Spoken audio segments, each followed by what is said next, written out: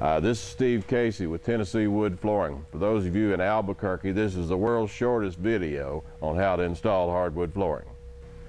Now, the very first thing about installing flooring is your substrate. There again, this is going to hit the high spots, and that's going to be about it. But it's not rocket science, quite frankly. Advantech is fine, plywood is fine. The only thing that makes wood grow is moisture, so you need to check your moisture of your subfloor, and there's no way of doing that without a moisture meter. It needs to be under 10% before you install hardwood flooring on top of it. Next thing, felt paper. Put your felt paper down.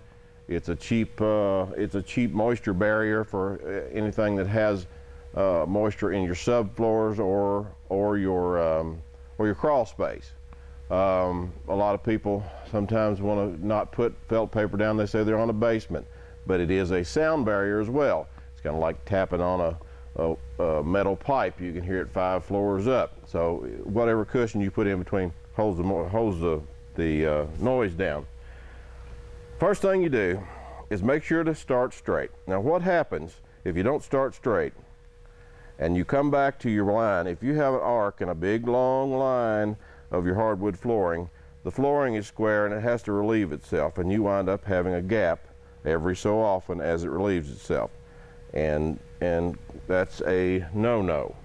The next thing is wood breathes. Wood, that's just the nature of it. Law of physics says in the summertime, when the moisture gets into the wood, it will become just slightly bigger. You multiply that times the number of boards, and there you've grown too much. So you leave your gap on the outside of the wall. Never bind hardwood flooring between, for instance, a fireplace and a metal threshold without any place for it to breathe through the seasons. Now, if your flooring cups just a little bit in the summertime where the humidity's high, don't panic.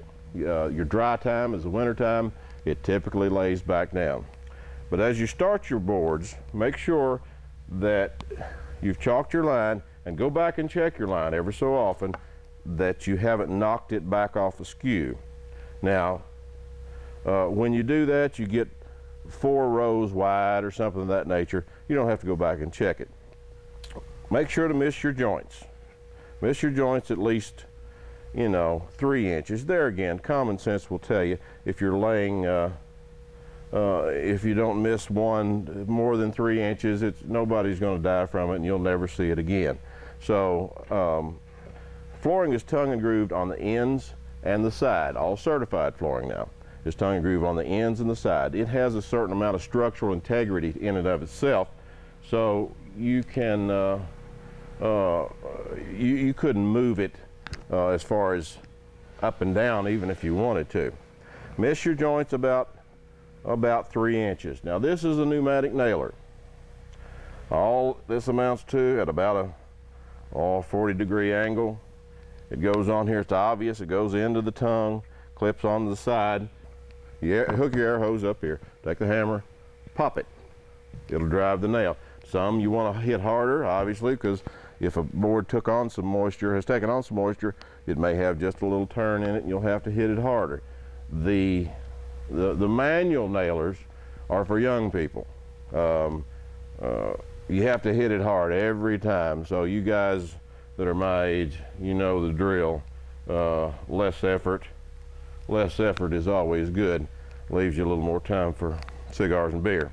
Other than that, it's not really rocket science. Now, there's 1,000 other things that are involved in installing hardwood flooring, most of which common sense will take care of, some of which it won't.